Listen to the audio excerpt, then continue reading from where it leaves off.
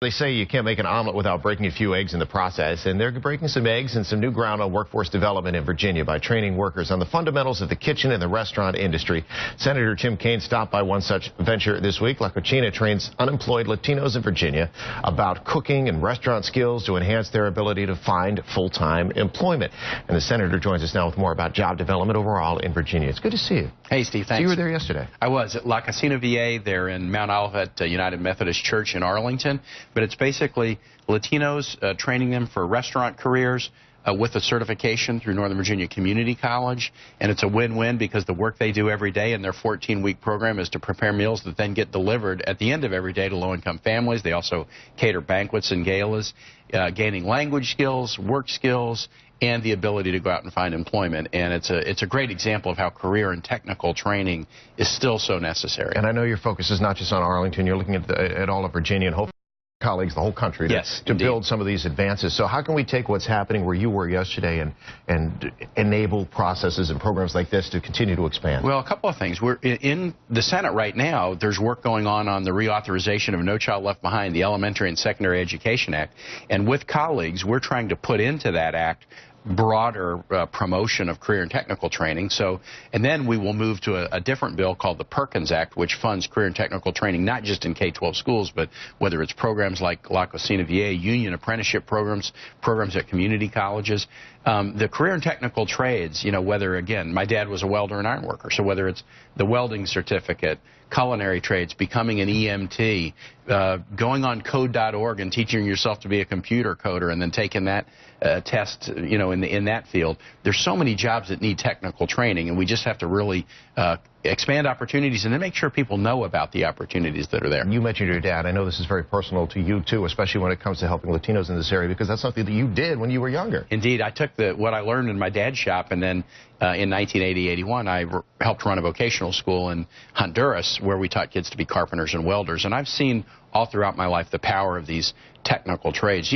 Welding is a fantastic profession. We have to import tens of thousands of welders every year under specialty visas because we don't train enough welders here. We ought to be training more because you can make a great living at it. And in so many of the technical fields, that's the case. There are going to be some people who hear you talk about this and say that's a great program, and it's a great program for the Latinos who are looking for work out there.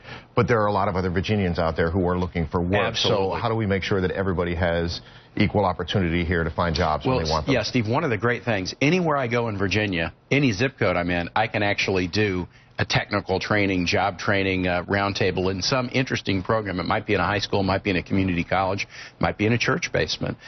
So there's good examples of these all over the state. For a long time, I think career training in this country was kind of thought to be like, if you weren't like going to be the super college prep student, then you would be in a vocational program.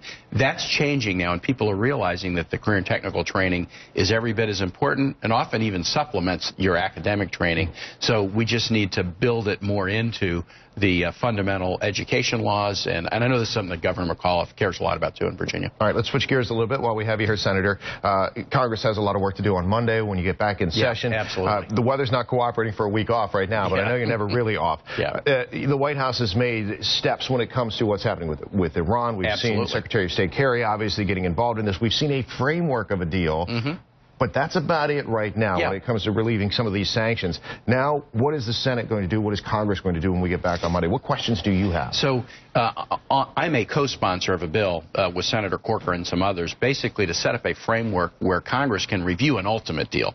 And I think it's very important that Congress, after a deal is done, let the negotiators do their work, and that we say grace over it. But with respect to the framework itself, look, I saw some things in that announced framework I really like. Iran willing to roll back their stockpile of enriched uranium from 10,000 kilograms to 300. That's a huge rollback. And Iran at least committing on paper to significant inspections to determine that they're not trying to break toward a nuclear weapon. Those are important things. But you have to take those concepts and produce a verifiable agreement, especially on the inspections. It's the inspection regime that really gives you confidence that Iran is not moving toward nuclear weapons capacity. There were some aspects in the framework that were left pretty vague. So, for example, how will the congressional sanctions or international sanctions or executive sanctions, how will they be lifted? How will they be phased out? It's likely that they will be phased out over time, but I think the parties are still negotiating. And so for the next two 2-3 months, there's hard work to do still between our negotiations in Switzerland about trying to reduce this to an agreement that can be verified. For a lot of people who are not involved in this process, regular Americans, the big question when it comes to Iran is, even if a deal is reached, how do you trust them? Do you have those same concerns? You do, but the good news is, remember when President Reagan used to say about the Soviet Union, trust but verify? This deal doesn't even have the trust piece. It's just all verify. So it isn't a deal about trusting Iran. It is a deal, however, about setting up inspections regimes that are so intrusive that we'll know what they're doing.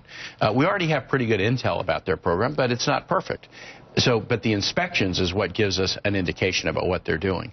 And so, we want to make sure that Iran doesn't get a nuclear weapon, because if they do, other nations in the region, Saudi Arabia, Egypt, Turkey, are likely to try to get nuclear weapons. And a nuclear arms race there would be dangerous to the entire world, the U.S., other allies. So the key is not to trust. The key is to have an inspections regime that gives us knowledge about what they're up to. And in the past, we haven't had it.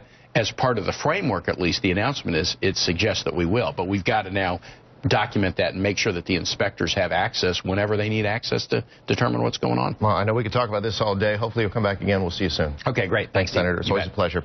It is 7:36 right now. Send it back over to Maureen and Mike. All right.